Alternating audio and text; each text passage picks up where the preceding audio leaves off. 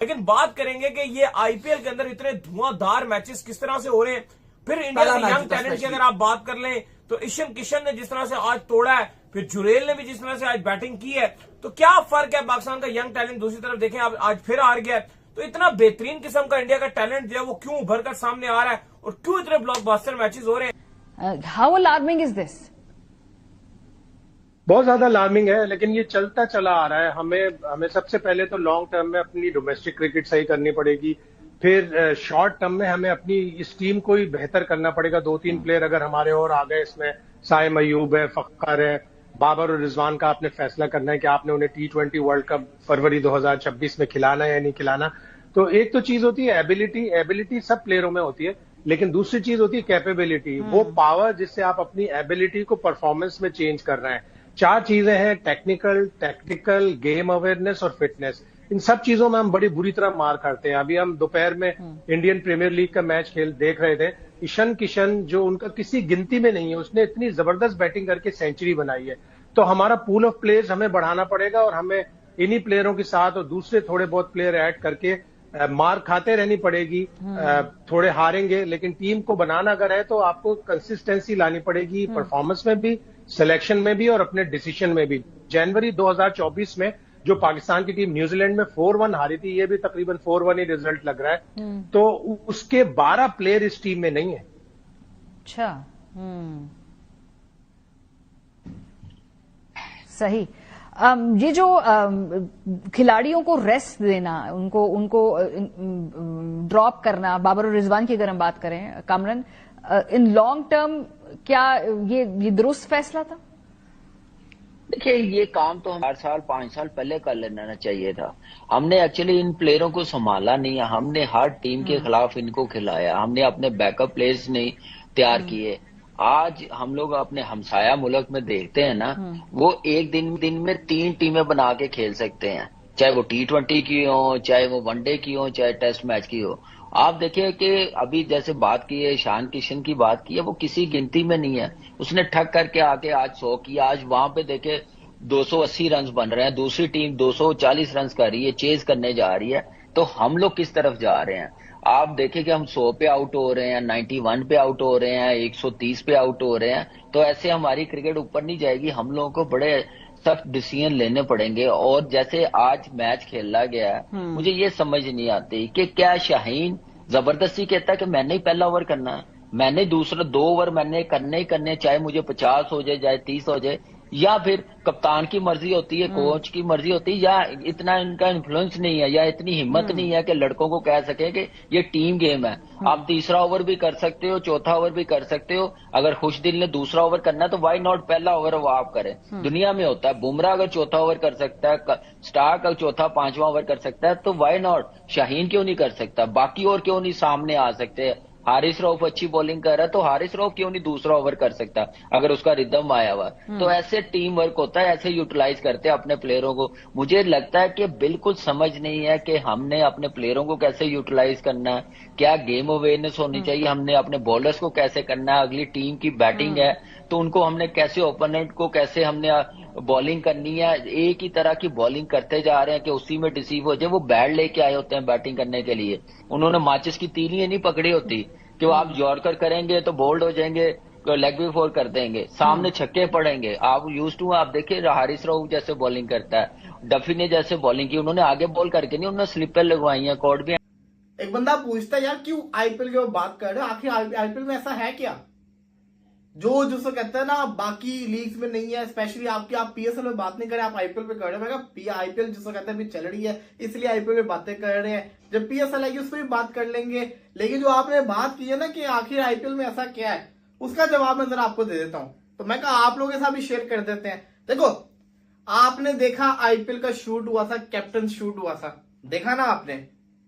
हर बंदे की तस्वीर आपको याद है, हर टीम के कप्तान का आपको पता है, पीएसएल के कप्तानों का आपको पता है। मैं बता देता हूं, पीएसएल में एक टीम का कप्तान है बाबर आजम, एक टीम का कप्तान है शाहीन शाह अफरीदी, एक टीम का कप्तान है मोहम्मद रिजवान, एक टीम का कप्तान है शादाब खान। ऐसा ही है, और कोई गलती तो नहीं ना मैं कर रहा? मुझे बता दो। कोयटा का तो चलो कोई बाहर का होता है, समझ से बाहर होता है, कोई होता है समझ से बाहर होता है। और एक टीम का कप्तान है शान मसूद। पाकिस्तान के 5 वो प्लेयर जो कि इस वक्त कप्तानी की रेस के अंदर दौड़ रहे हैं, वो सब के सब पीएसएल में कप्तान है। अब आ जाओ जरा इंडियन प्रीमियर लीग के ऊपर, आईपीएल के ऊपर। आईपीएल क्यों स्पेशल, मैं आपको बताता हूं। देखो वहां पे जो उनका चैंपियन कप्तान है वो ही कप्तान नहीं है। टेस्ट का और ओडीआई का जो उनका कप्तान है वो कप्तान है ही नहीं, रोहित शर्मा। इसको भी छोड़ दो, जो उनका T20 इंटरनेशनल का कप्तान है वो भी कप्तान नहीं है, उसकी जगह हार्दिक पांड्या कप्तान है। समझ रहे हो मेरी बात, कि उन्होंने अपना इतना सेट किया हुआ सब कुछ कि उनको पता है कि कोई इस रेस में आ ही नहीं सकता। आईपीएल के अंदर 2 जो इंडियन टीम के कप्तान है वो कप्तान ही नहीं है, उनको कोई फिक्र ही नहीं है, क्योंकि उन्होंने पता है कि अगर इनको कप्तान बना दिया तो फिर रेस लग जाएगी। देखो इंडियन टीम के कप्तान को हमने हरा दिया, ये हो जाएगा वो हो जाएगा। उन्होंने आप देखे 60 to 70% कौन लोग कप्तान है, जो कि यंग लड़के हैं। रजत पाटीदार, अभी से उसको ग्रूम किया जा रहा है लीडरशिप के ऊपर। ऋतुराज गायकवाड़, अभी से उसको ग्रूम किया जा रहा है धोनी के अंडर लीडरशिप के ऊपर। रजत तो विराट कोहली कर रहा है। दाऊद साहब, आईपीएल का जो मेला है वो अपनी रंगारंग तकरीब के साथ जो इंडिया में सज चुका है। इतने खतरनाक मैचेस क्यों हो रहे हैं? देखिए, दूसरा मैच तो आज तो स्लो विकेट पे हुआ था, उसकी तो चले छोड़ दें, जो सीएसके मुंबई इंडियंस का था। लेकिन जो पहला मैच खेला गया था हैदराबाद का, वो मैच ऐसा था कि इवन हम पाकिस्तान और जो न्यूजीलैंड का पोस्ट मैच था वो हम कर रहे थे और उसके दरमियान भी शुरू हो गया था।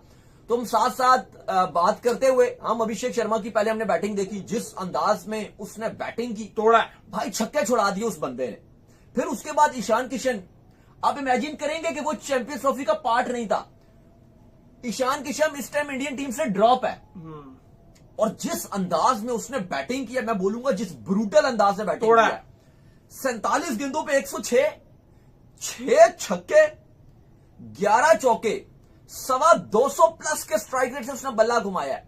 फिर बहती गंगा में अगर आप देखते हो तो क्लासन ने भी हाथ धोए, 14 गेंदों पे 34, 11 गेंदों पे 24 आपके अभिषेक शर्मा ने। फिर अगर आप बात करते हो ट्रेविस हेड की, 31 गेंदों पे 67, 3 छक्के 9 चौके।